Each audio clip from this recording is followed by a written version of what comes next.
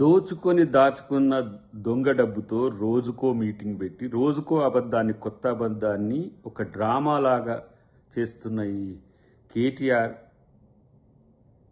ఈ మాటలను కానీ ఆ ప్రచారాన్ని కానీ తెలంగాణ ప్రజలు నమ్మకండి.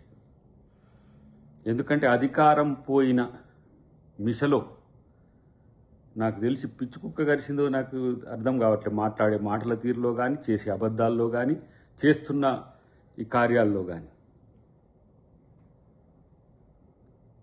తెలంగాణ రాష్ట్రంలో హైదరాబాద్ చుట్టూన్న దళితుల భూములు మీన్స్ అసైన్ ల్యాండ్స్, లేదంటే కోర్ట్ ఆఫ్ వార్డ్స్ ల్యాండ్స్, లేదు భూదాన్ ల్యాండ్స్, ఇంకా చెప్పాలంటే ప్రభుత్వ భూములు, ఇట్లా 5-6 రకాల భూములు ఆ 2 టెన్యూర్లలో కేసీఆర్ నేతృత్వంలో ప్రభుత్వం దోచుకున్న దోపిడీ రాబందుల కంటే ఎక్కువగా మారిన పరిస్థితి. ఆ రోజు అంటుంటాం మేము,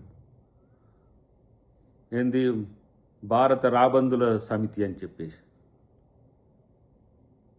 ఎక్కడికి వీళ్ళ యొక్క అకృత్యాలు చేరినాయి అంటే చివరికి ఎస్బీఐ ఆఫీసర్లను కూడా మరి ఫోన్ ట్యాపింగ్తో లొంగ తీసుకున్నారా లేకపోతే ఇతరత్ర కారణాలతో లొంగ తీసుకున్నారా తెలియదు. కానీ 2011లో ఎస్బీఐ కేటాయించిన భూమిని రద్దు చేసింది వీళ్ళే. దాంట్లో నిర్మాణాలు కట్టేందుకు చర్యలు తీసుకోకుండా వాళ్ళనట్టు వదిలేసింది వీళ్ళే.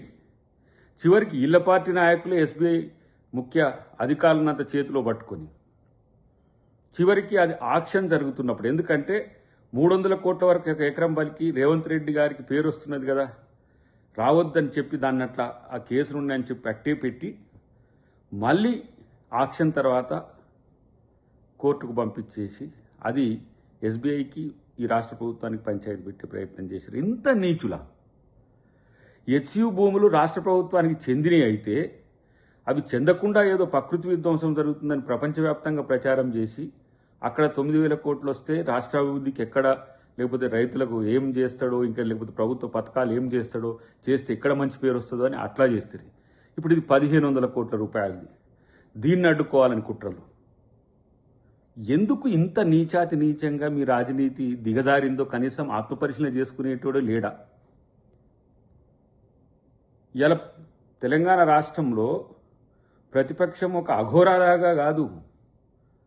ఒక విషయం చెప్పాలంటే నాకు అనిపిస్తున్నది, ఇలాంటి ప్రతిపక్షం ఉన్న దగ్గర ప్రజలకు మంచి పక్కన పెడితే ఏమనాలి, విష ప్రచారాలతో రోజుకొక వర్గాన్ని రెచ్చగొట్టే కుట్రలు చేస్తున్నాం.